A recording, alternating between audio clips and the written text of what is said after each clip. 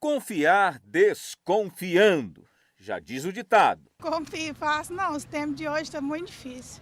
Por quê? É porque o brasileiro tem sempre aquele jeitinho, né? E passar a perna nos outros, cada dia mais. Golpe, todo dia é golpe, um em cima do outro, então fica difícil confiar. Vai conhecendo, mas com o pé atrás. Não confia direto não, porque você não sabe quem que é as pessoas, né? Vai devagar, vai aos poucos. Amizade é aos poucos, tem pouca amizade que pode confiar, porque a maioria não pode. A desconfiança de tudo e de todos é algo muito típico do brasileiro, né? E os motivos, claro, são vários. São os políticos que sempre prometem um muito e não fazem nada, bandidagem disfarçada para enganar as pessoas. Mas e com os mais próximos? Como é que é? Hoje em dia a gente não pode confiar em ninguém, né? Então é uma situação muito complicada. O relacionamento, amizade, da onde a gente menos espera. Uma pesquisa feita recentemente em 30 países apontou que os brasileiros são os que mais desconfiam do próximo. Tem dificuldade em confiar nas pessoas. 11%. A média mundial é 30%. A pesquisa apontou ainda que as mulheres e os jovens são os que menos confiam.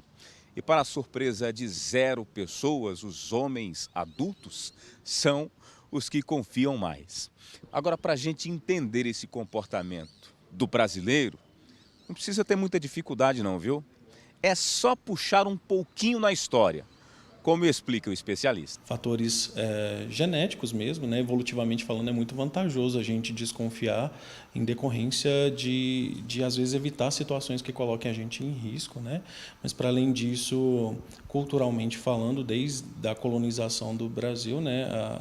Com os nativos, por exemplo, a gente percebe vários conflitos que geraram, a partir disso, comportamentos de desconfiança e depois, né, processo de escravatura, etc., sempre foram relações muito conflituosas. Então, culturalmente falando, o Brasil, a partir da taxa global, aí, né, apresenta só 11% de confiança na população geral, em detrimento da média global de 30%. Né?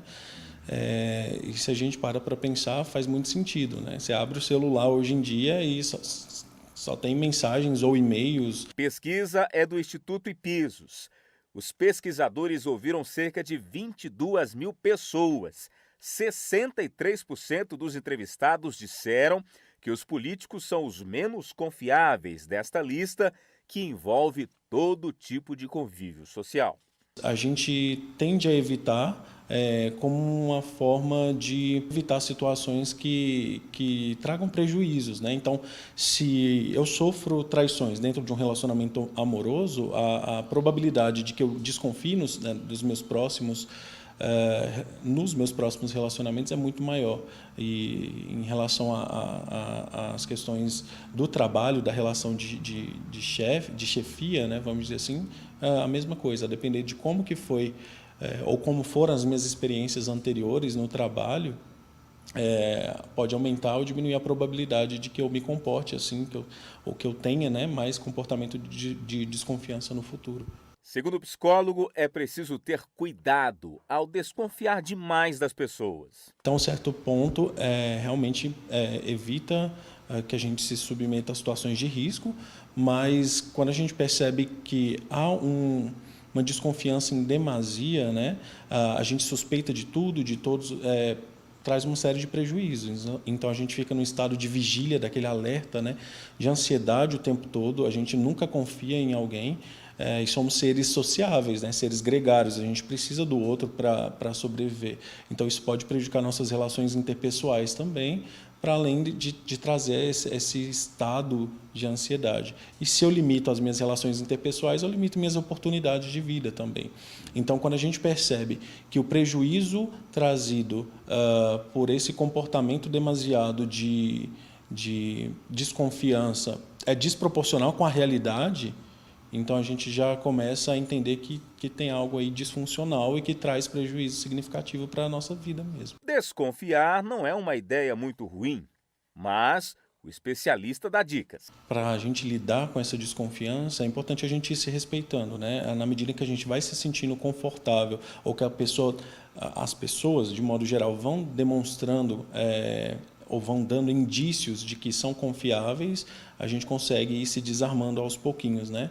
Mas eu acho que é ir se percebendo nas relações e, a depender, né, se a gente entende que isso traz, de fato, prejuízos significativos, seria trabalhar essas questões. E, a depender, até a terapia seria muito indicado para isso. Né? Senão a gente entra num quadro paranoide, por exemplo, né, onde essa desconfiança gera um sofrimento ou gera uma desadaptação desproporcional com a realidade. A gente tenta, mas é muito difícil. De tanto que a gente já confiou e literalmente... Você já se decepcionou? Já, muito. Amizade, relacionamento, hoje em dia é muito complicado.